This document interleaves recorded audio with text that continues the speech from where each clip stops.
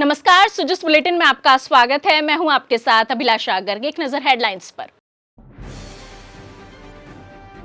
मुख्यमंत्री ने अखिल भारतीय संस्थागत नेतृत्व समागम 2026 के उद्घाटन समारोह को किया संबोधित। कहा, आधुनिक शिक्षा प्रणाली में नवाचार, तकनीक और भारतीय ज्ञान परंपरा को मिले बढ़ावा।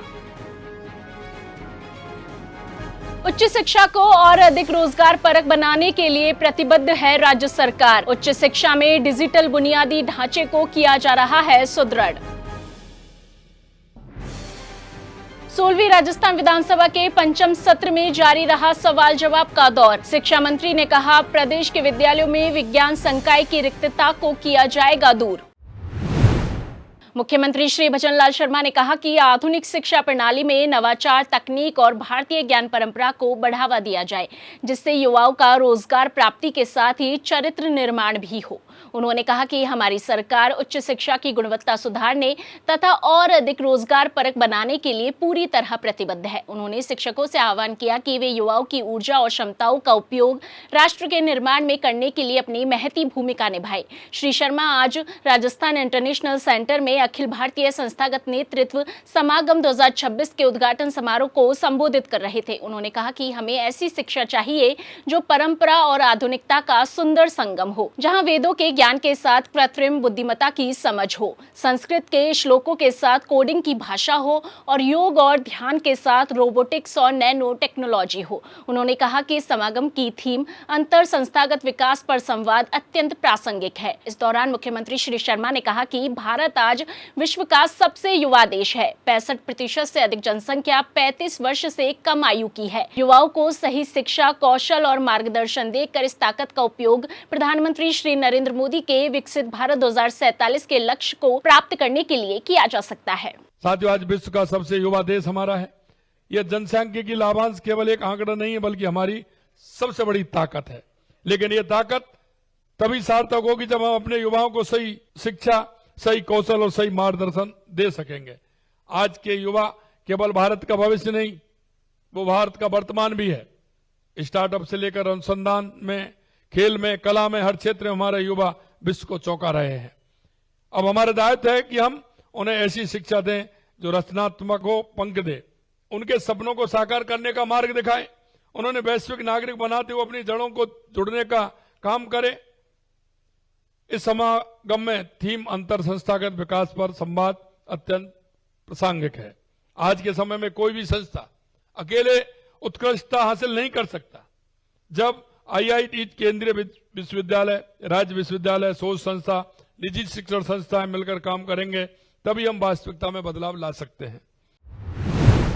और अब बात करते हैं 16वीं राजस्थान विधानसभा के पंचम सत्र की। कृषि मंत्री डॉक्टर किरोड़ी लाल मीणा ने विधानसभा में कहा कि प्रदेश के कई जिलों में प्रधानमंत्री फसल बीमा योजना के अंतर्गत बीमा कंपनियों की गंभीर अनियमितताएं सामने आई है। उन्होंने इन फर्जीवाड़ों की जांच SOG से करवाने के लिए सदन को आश्वस्त किया। उन्होंने बताया कि किसानों का खाता और आधार सत्यापित नहीं होने, बीमित कृषक की मृत्यु होने तथा नेफ्ट बाउंस होने आदि कारणों से कुछ किसानों का बीमा क्लेम भुगतान लंबित है। इन किसानों का खाता सत्यापन, आधार सत्यापन तथा उत्तराधिकार प्रमाण पत्र आदि के प्रमाणीकरण आदि कार्य शीघ्रता से करवाए जाने हेतु संबंधित जिला कलेक्टरों को निर्देशित किया गया है। कृषि मंत्री प्रश्नकाल के दौरान सदस्य श्री बाबू सिंह राठौड़ के द्वारा इस संबंध में पूछे गए पूरक प्रश्न का जवाब दे रहे थे। माननीय सदस्य ने जो प्रधानमंत्री फसल बीमा योजना के बारे में चिंता जाहिर की है, वो जिनैन है। और 2 प्रकरण ऐसे हैं जिनको मैंने स्वयं ने देखा था।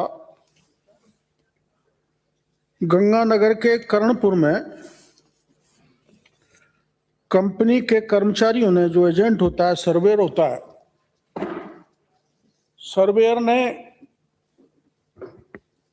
किसान और कृषि पर्यवेक्षक, रेवेन्यू ऑफिसर्स के हस्ताक्षर इंटीमेशन फॉर्म पर खुद ने कर लिए। और ऐसे करीबन हमारी जो निगरानी में आया 1,70,000 फॉर्म थे। हमने इसमें गहराई से जांच की, 32,000 इंटीमेशन फॉर्म की। उन 32,000 इंटीमेशन फॉर्म में जो ये माफिया थे, इन्होंने किसान का डैमेज 0% बता दिया, जबकि डैमेज 50 से 70% तक था। और 0% बता देने के कारण 128 करोड़ रुपए किसान के डूब गए। ऐसा भी पता लगा कि उसका कंपनी अपने पास रख के ब्याज लेती है, वो उसकी हम अभी जांच कर रहे हैं। तो ये प्रकरण था, उसमें हमने एक FIR दर्ज करा दी है।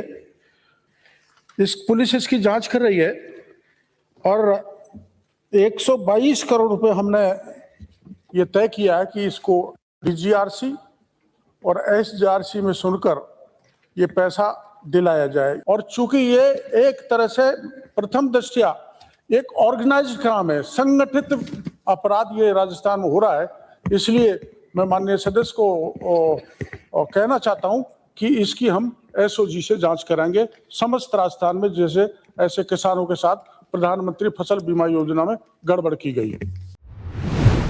वहीं इसी कड़ी में शिक्षा मंत्री श्री मदन दिलावर ने आज विधानसभा में कहा कि राज्य सरकार प्रदेश के विद्यालयों में विज्ञान संकाय की रिक्तता दूर करने के लिए प्रतिबद्ध है। उन्होंने बताया कि सरकार के 2 वर्ष के कार्यकाल में चूरू विधानसभा क्षेत्र के 6 विद्यालयों में विज्ञान संकाय शुरू किए गए हैं और एक अन्य विद्यालय में भी विज्ञान संकाय खोलने की घोषणा की गई है। उन्होंने जानकारी दी कि वर्तमान में 6146 व्याख्याताओं की भर्ती प्रक्रियाधीन है, जिनमें 773 पद विज्ञान संकाय के हैं। उन्होंने कहा कि भर्ती प्रक्रिया पूरे होने के पश्चात चूरू विधानसभा क्षेत्र में व्याख्याता पदों को यथासंभव भर दिया जाएगा। शिक्षा मंत्री प्रश्नकाल के दौरान विधायक श्री हरलाल सहारण के द्वारा इस संबंध में पूछे गए पूरक प्रश्नों का जवाब दे रहे थे।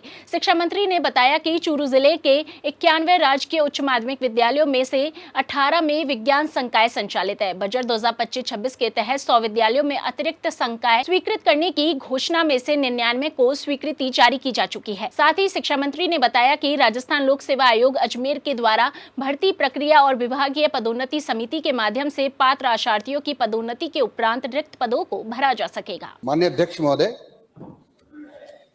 हमारी सरकार आने के बाद चूरू विधानसभा क्षेत्र में 6 विद्यालयों में हमने विज्ञान संकाय खोले। सामान्यतः नीति आयोग की एडवाइस है कि 33 जितने हमारे विद्यालय होते हैं सीनियर सेकेंडरी स्कूल, उसमें 33% में और साइंस होना चाहिए। और माननीय विधायक महोदय से भी आश्वस्त करता हूं, जब भी हम खोलेंगे तो आपके गैप को जरूर पूरा करेंगे। अभी मेरे पास एक साइंस संकाय खोलने का मेरे पास बाकी है। मैं साइंस संकाय 1 में खोलने की घोषणा करता हूं, जहां माननीय विधायक महोदय कहेंगे वहां खोल देंगे। माननीय अध्यक्ष महोदय, हमने व्याख्याताओं की काफी DPC कर ली है और मैं आपको निवेदन करना चाहता हूं कि 6146 जो व्याख्याता है हमें अभ्यर्थना दी हुई है, उसका रिजल्ट आना बाकी है। उसमें से 777 विज्ञान विषयों के हमें व्याख्याता मिलने वाले हैं। जो ये व्याख्याता मिलेंगे, माननीय विधायक महोदय ने जैसा कहा है, हम कोशिश करेंगे कि इनके अधिक से अधिक और व्याख्याताओं के पद भरने का प्रयास करें। वहीं उद्योग और वाणिज्य मंत्री कर्नल राज्यवर्धन राठौड़ ने विधानसभा में कहा कि विधानसभा क्षेत्र बहरोड में बीडा अर्थात भिवाड़ी एकीकृत विकास प्राधिकरण द्वारा स्वीकृत 25 कार्यों में से 21 कार्य गुणवत्तापूर्ण रूप से पूरे किए गए हैं। शेष प्रगतिरत 4 कार्यों के इस वर्ष अप्रैल तक पूरे होने की संभावना है। उद्योग और वाणिज्य मंत्री प्रश्नकाल के दौरान विधायक डॉक्टर जसवंत सिंह यादव के द्वारा इस संबंध में पूछे गए पूरक प्रश्नों का जवाब दे रहे थे। उन्होंने कहा कि बीडा क्षेत्र में सार्वजनिक कार्य बीडा के द्वारा स्वयं की आय से करवाए जाते हैं। इन कार्यों के लिए कोई भी जनप्रतिनिधि आवेदन प्रस्तुत कर सकता है। प्राप्त प्रस्तावों पर बीडा द्वारा सामुदायिक हित, आवश्यकता और वित्तीय उपलब्धता के आधार पर निर्णय लिया जाता है। विधानसभा क्षेत्र बहरोड में विगत 5 वर्षों में बीडा भिवाड़ी द्वारा 25 कार्य स्वीकृत किए गए हैं। स्वीकृत कार्यों के लिए तकरीबन 15 करोड़ रुपए का बजट आवंटित किया गया है। स्वीकृत कार्यों में से 21 कार्य गुणवत्तापूर्वक रूप से पूर्ण कर दिए गए हैं। 4 कार्य प्रगतिरत हैं, जो माह अप्रैल 2026 तक पूर्ण होना संभावित है। इसके अतिरिक्त कार्यों की स्वीकृति आवश्यकता, उपयोगिता, वित्तीय संसाधनों की उपलब्धता के आधार पर जारी किए जाने का निर्णय लिया जाएगा। जिस बुलेटिन में आज के लिए इतना ही, फिर होगी आपसे मुलाकात। तब तक के लिए नमस्कार।